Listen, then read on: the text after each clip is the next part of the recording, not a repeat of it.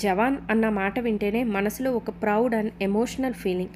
Country కోసం ఫ్యామిలీని వదిలేసి ఎన్నో ఫెసిలిటీస్ వదిలేసుకుని అలా దూరంగా ఉంటున్నారంటే ఎన్నో గట్స్ ఉండాలి. ధైర్యంగా వాళ్ళని పంపిన ఫ్యామిలీస్ రియల్ హీరోస్. రీసెంట్గా జరిగిన ఆపరేషన్ సింధూర్లో మురళీ నాయక్ గారి ఇన్సిడెంట్ చూసి చాలా బాధ అనిపించింది. ఎన్నిసార్లు చూసినా సరే కళ్ళల్లో నుండి వాటర్ వస్తూనే ఉంటున్నాయి. పేరెంట్స్ని చూస్తుంటే మన ఫ్యామిలీకి ఏదో కష్టం వచ్చిందే అన్న ఫీల్ వస్తుంది. కానీ చావంటే ఇది కదా అనిపించింది. చావులో కూడా ఎంత ప్రౌడ్ ఫీల్ ఉంటుందా అనిపించింది. ఆయన అంతిమయాత్ర చూసినప్పుడు మన కోసం మనం బతకడంలో ఏముంది, పక్కవాడి కోసం బతకడం గ్రేట్ కదా. ఎందుకో షేర్ చేసుకోవాలి అందరితో ఈ టాపిక్ గురించి అనిపించింది. 1 వీక్ నుంచి అనుకుంటున్నాను, బట్ కొంచెం మైండ్ డిస్టర్బ్.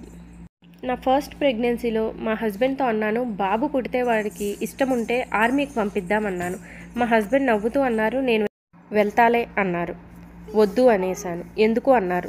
నేను ఉండలేను, నాకంత మంచి హార్ట్ లేదు, నా వల్ల కాదు, అంత ధైర్యం కూడా లేదు అన్నాను. ఇప్పుడు కడుపులో ఉండగా పంపిద్దాం అంటున్నాను, బట్ వాడిని పెద్ద చేసిన తర్వాత మళ్ళీ నా డెసిషన్ ఎలా ఉంటుందో నాకు తెలీదు.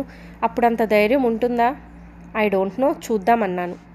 కానీ ఈరోజు జవాన్ ఫ్యామిలీస్ని చూస్తుంటే నాకు ఆ రోజు మాటలు గుర్తొచ్చాయి. పుట్టబోయే వాడి గురించే నా మైండ్ అన్ని ఆలోచనలు చేసింది కదా, ఫ్యూచర్లో డెసిషన్ మారుతుందేమో అని కూడా అనిపించింది కదా. అలాంటిది ఈ పేరెంట్స్కి ఎంత మంచి మనసు ఉండాలి ఆర్మీకి పంపడానికి. నార్మల్ పీపుల్ పంపలేరండి. గ్రేట్. జవాన్ పేరెంట్స్ గ్రేట్, చేసుకున్న అమ్మాయి గ్రేట్, పిల్లనిచ్చిన వాళ్ళ పేరెంట్స్ గ్రేట్, ఫ్యామిలీ అంతా గ్రేట్.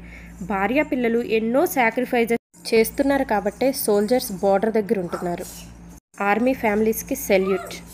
మనకు ఎక్కడైనా ఆర్మీ ఫ్యామిలీస్ కనిపిస్తే సెల్యూట్ చేద్దాం అందరం. జై జవాన్, టేక్ కేర్ అండి. జై హింద్.